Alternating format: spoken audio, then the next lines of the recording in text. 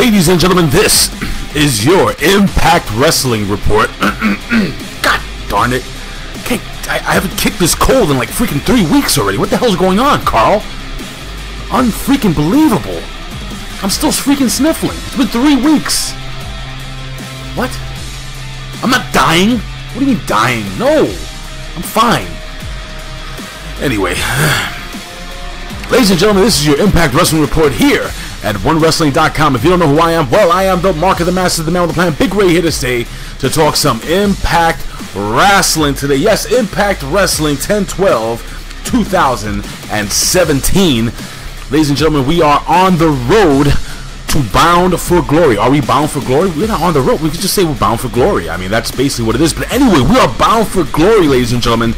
The biggest pay-per-view of the year for Impact Wrestling, and this show was a plethora, had a plethora of basically, well, I guess you would say things leading up to, or kind of storylines that are going to kind of move us into the Bound for Glory. A ton of segments this week, and again, coughing up a lung. Very, very disrespectful. I apologize, guys, but it is what it is. I'm here. I'm doing the best I could possibly do. Again, ladies and gentlemen, I always like to thank the steady hand of OneWrestling.com, the cameraman, Carl. Thank you so much for being here, Carl. And again, I am not dying. Even though I'm sure you wish I would, because then you would probably take my spot. But anyway, let's jump into this show. We start the show, ladies and gentlemen, with a teaser, basically footage about Pro Wrestling Noah. They're going to get into that later on in the night. But we have LAX and the OVE, that's Ohio versus Everyone segment. And I got to be honest with you, LAX seemed to be a little more over than OVE. And we have LAX, and they make their way to the ring. And we have Conan, who starts basically, you know, we're serious, like a late period, and, you know, all the jazz that he usually does. They grab, and anyway, OVE finally comes to the ring, but they come to the ring with chairs. And Dave Chris tells him that, you know, look, you know, we'll fight you guys. And Conan goes, well, Holmes, you know, if you want to fight, it's got to be a 51-50 match, a 51-50 street fight. And they're like, yeah, you know, no problem. But Conan doesn't basically, you know, he's like, do you even know what a 51-50 street fight is? Diamante takes the mic, and she basically says, look, 51-50 is not just you versus two guys. It's you versus all of us. Now, I gotta be honest with you. One of the Chris brothers, I forgot which one it was, pushed the living crap out of Diamante. I have not seen that type of violence towards women since, well, Lucha Underground. But listen, I mean, she took a hard bump outside the ring.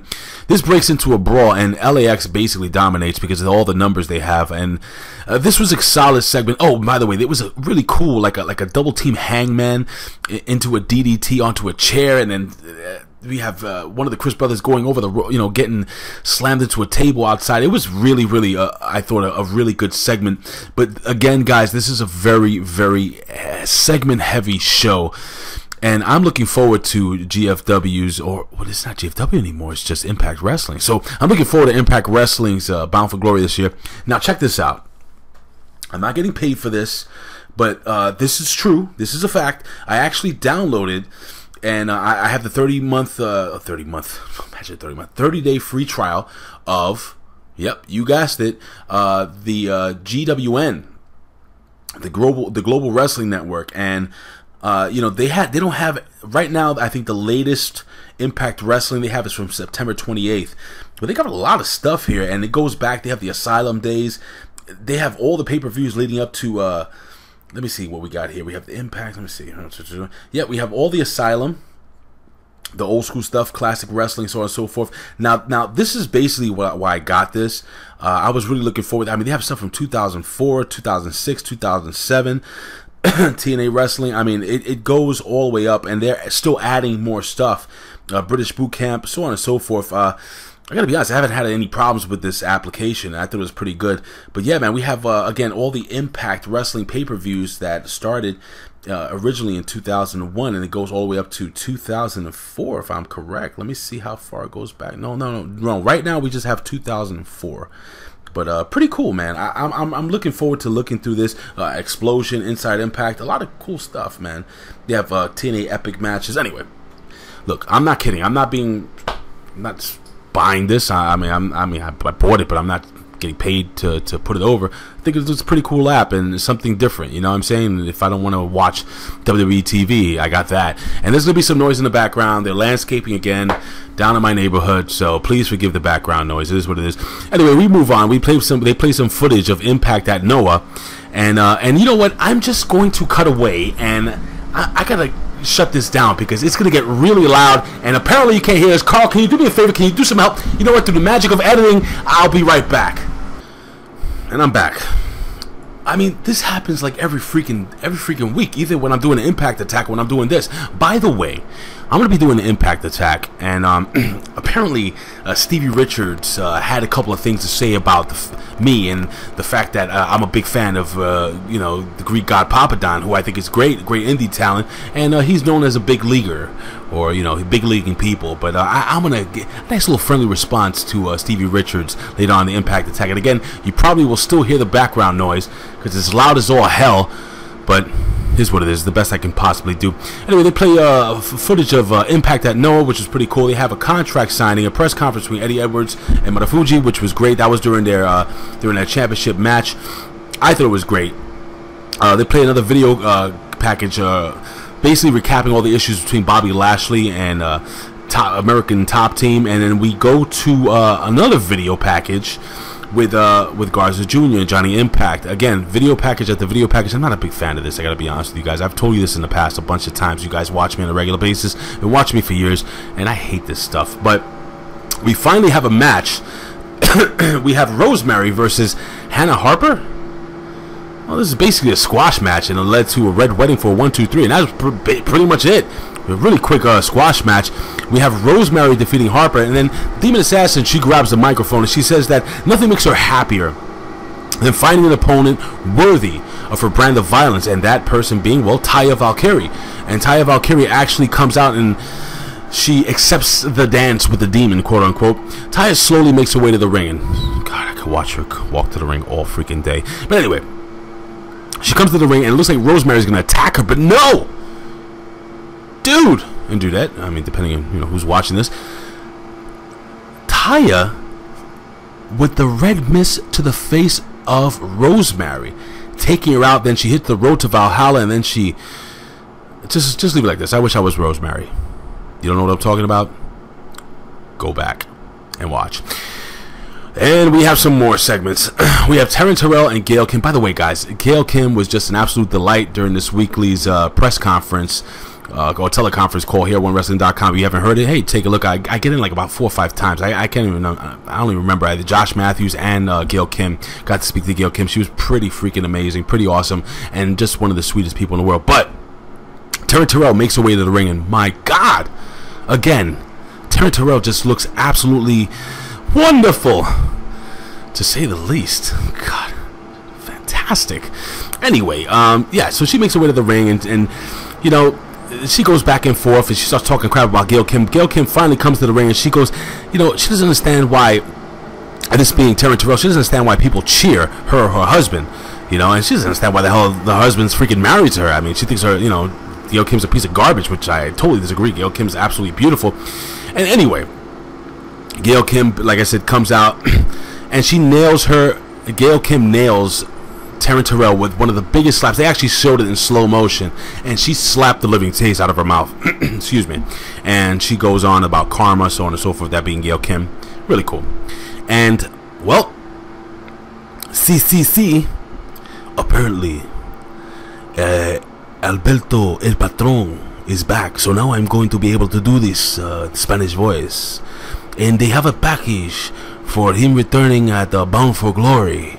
And to be honest with you, I'm going to give my opinions later on the Impact Attack regarding this, and I can't wait to hear Ben Hameen's thoughts on this. Anyway, we have the heel team, the bad guys, Sienna, Tejano, and Caleb Colony interview backstage. Sienna basically wants the guys to stay out of her business, so on and so forth. Tejano talks about how he's the only cowboy in this country, whatever the hell that means. Caleb Colony says that Trevor Lee is doing his thing, so he's going to be in the match tonight. This was a great segment coming up. We have Grado in the parking lot. and he is absolutely exhausted. He's tired as all hell. I mean, he's being worked to the bone. He's not making the cheddar that he's supposed to be making. I don't know if Grado is familiar with the American currency, but anyway, all that being said, Joseph Park pulls up in a car full of hotties, and he looked like he was partying all night. And one of the girls says, "Hey, is this the meal ticket?" Grado is pissed off. I'm telling you guys, eventually this is going to lead to a match at Bound for Glory, and it's going to be, Grado's going to be pissed off. And again, I have a feeling that Joseph Park is just becoming that scumbag lawyer that, you know, most lawyers, with all due respect of any lawyers watching, are known to be. So, pretty cool. Then we actually have a match. You have Sienna with KM, Caleb Conley, Tejano versus Ali, Desmond Xavier, and James Storm. I'm sorry about your damn luck. Cowboy James Storm in a mixed tag. Now, during a mixed tag, there's a difference between a mixed tag and an intergender match. Intergender match, basically, men can fight women, women can fight men, so on and so forth. A mixed tag, if a woman is tagged in, then the other woman has to come in without even being tagged. Well, James Storm finds himself in early trouble during this match. We have Sienna who takes a boot, basically she starts attacking James Storm. Anyway, Josh says that Ali needs to come in because it's not an intergender match. But when Ali comes in, Earl Hebner stopped her. So what the hell's going on? Totally confused. I don't get it. Unbelievable. I gotta be honest with you, Desmond Xavier looked absolutely fantastic in this match. This kid is one of my very favorites. Give this guy an acting coach, man. This kid, if he can learn how to cut a promo, you know, I know this is an Impact Wrestling report, but I think this kid can be in a big I would love to see him in Japan. I think this kid would get over big time over in Japan, and of course the WWE, but right now he is in Impact Wrestling, and I would love him to stay, man. I think they could really build a lot of great things around him. He was fantastic.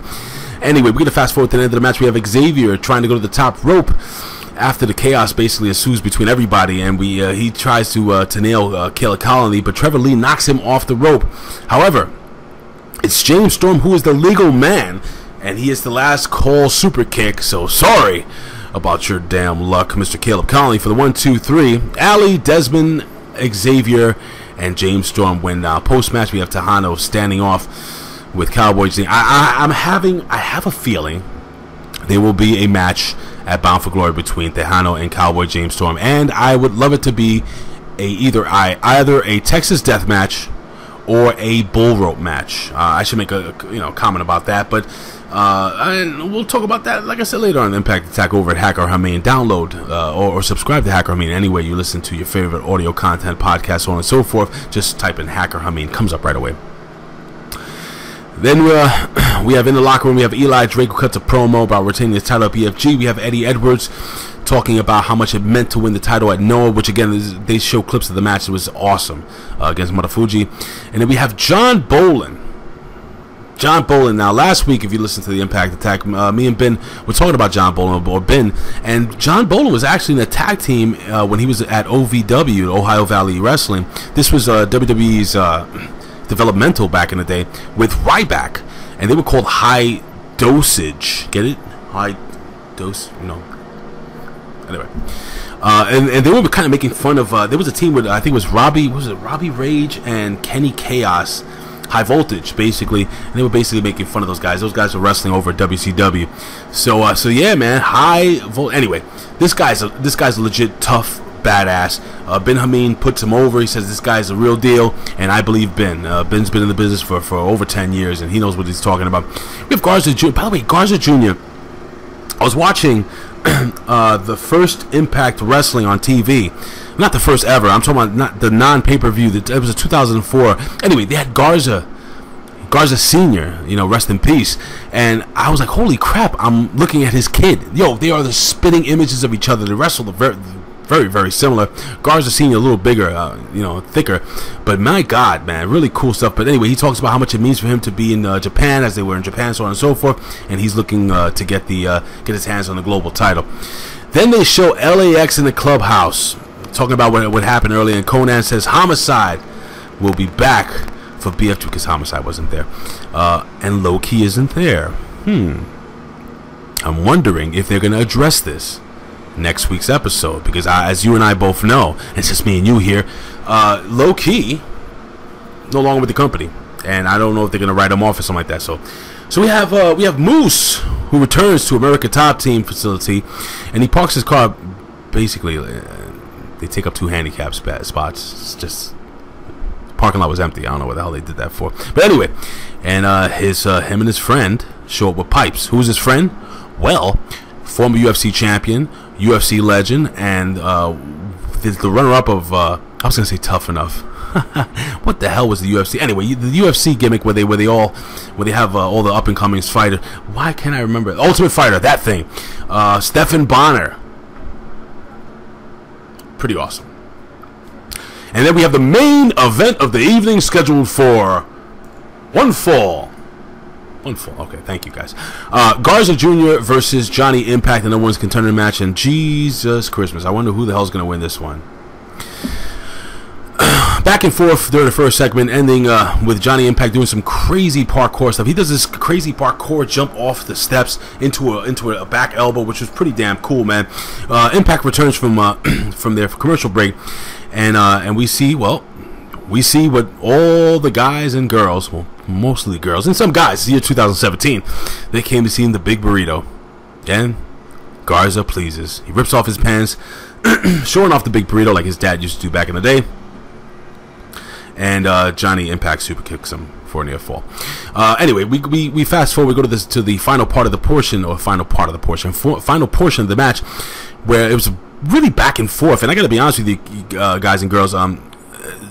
This kid really showed me a hell of a lot, Garza Jr. I mean, this kid, I said last week that he reminds me, and I don't know if I said it here or I said it in the Impact Attack, but he reminds me a lot of a young Eddie Guerrero. This kid has a lot of charisma. I don't think his English, I know he cuts a couple of pre-recorded segments, but his English is not that great. But if this kid can get on the ball with cutting a promo, I think this kid could be really great Impact Wrestling. He's not a tiny guy, but he matched up pretty good size-wise with Johnny Mundo, or Johnny Impact, excuse me, John Morrison, John Hennigan, Johnny Nitro.